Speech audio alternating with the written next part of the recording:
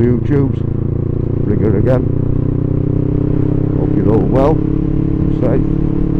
I just want to do a quick one today. I'm just on my way to work. Sun's just breaking through. You'll have to excuse me, I'm on the bumpy road, so if my voice goes up and down and all over, you know why. Yeah, I'd just like to do one in reply to this bloody road. In reply to Suffolk Andy about the future of motor vlogging that he uploaded last night, 19th of September. If you ever do get to see this, Andy, I absolutely love you. I think you're brilliant. I love your vlogs, and I hope you're not thinking of backing it in. I always find your vlogs really entertaining and well done.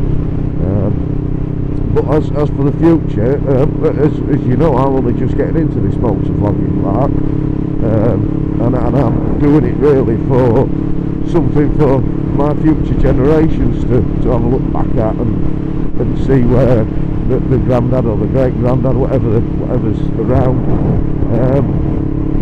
where I went, what I did, and how much I loved, and how much I loved biking.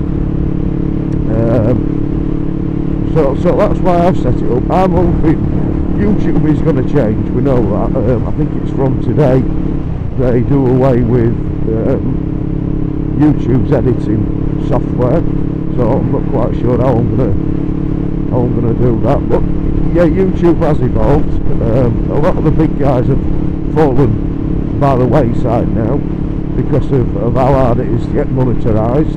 And if you're only into YouTube for money, I'm afraid you're in for a shock because you're not going to make that much out of it anymore.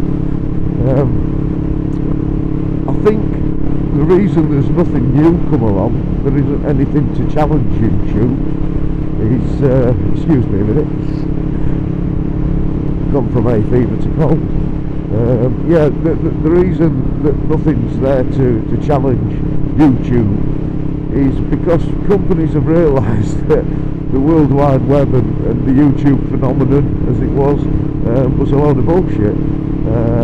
There's millions and millions of pounds and dollars being sunk into YouTube and Google and places and things like that, sites like that, and they've realised that the bubble's burst, it's gone, and it's getting a bit stale now. The whole internet thing is. It is going stale, and I'm sure they're working on trying to find something to hook kids and make them addicts of something else for the future generations, and they will. I know in the pipeline there's a bracelet coming. Now I used to work for a company called Macklin, and that was being discussed way back then. It's supposed to be a bracelet that you can pull out, or it projects an image onto your wrist, and you can use it as a phone. You can hold it to your ear and your mouth and use it as a phone, or you can have all your screen on your hand, so you can do all this gubbins like you do with your phone. Instead of carrying a phone, it's a little bracelet. I know that's coming. As I say, years ago that technology was there, and they were developing it, and it won't be long before it's here. So anyway, back to the vlog. Sorry, deviated well off there. Yeah, Suffolk Andy, I hope motor vlogging isn't over.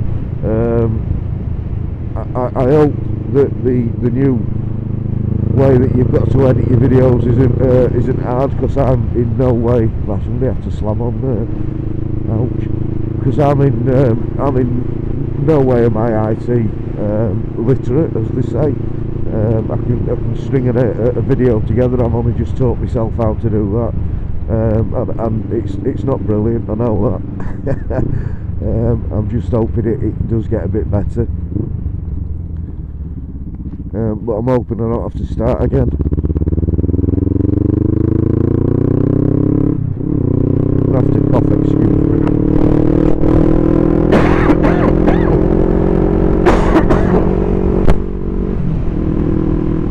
I still haven't got rid of that chest infection, and I'm still off the 6 for 3 weeks now. 3 weeks.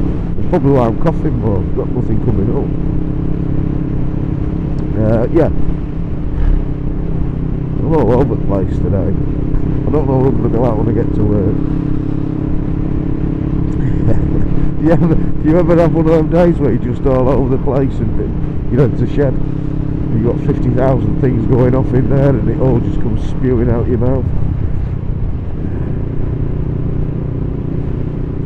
So anyway, Suffolk Andy. Yes, it is changing. Yes, there's some big boys gone, and some of the bigger ones aren't as good as they used to be. I used to follow a guy called Yoko 101. When he first started it, I thought it was bees knees. I thought it was fantastic. Rubbish now. There are a couple of others, like I say, just in it for the money, and there isn't the money now, so they're losing interest. And the content that they are churning out to try and get the money isn't as good as what it used to be. Instead of doing this for fun, which is, you know, you really should do this for fun. They're purposely riding around trying to find things now, and a car will pull out and they'll go, oh, look at that, nearly killed me. I don't know where fucking to do it.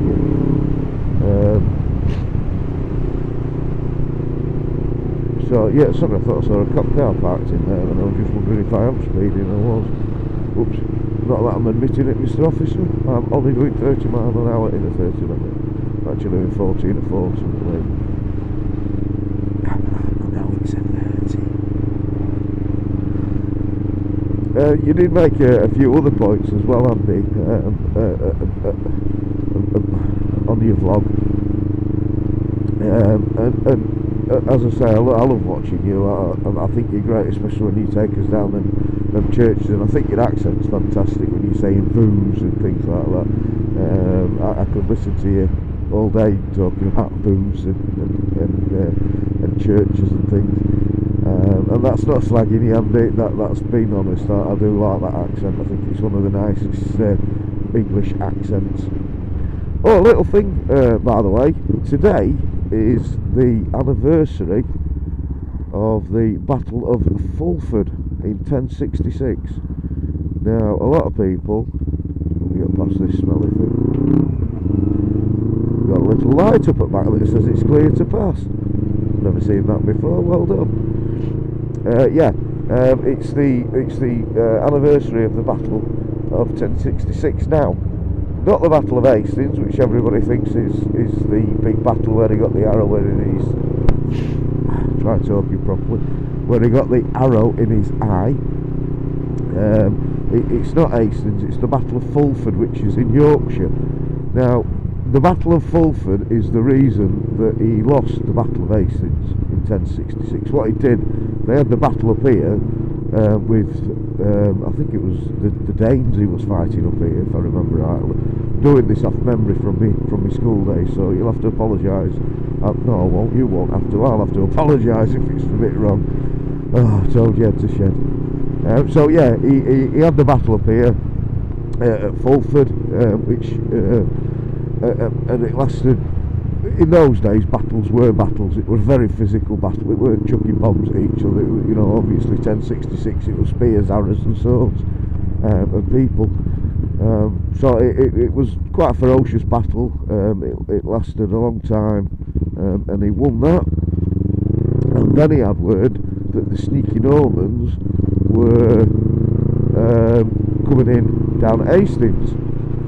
So what he did, because of the very short time scale, the Normans were very clever. They knew that battle was going to take place. I think there'd been a bit of intel shared between them, as everybody does against the English or Anglos as they were. So anyway, he took his army and he marched them from Fulford in Yorkshire all the way down with hardly any stops, any breaks. He marched them till they were virtually on the knees.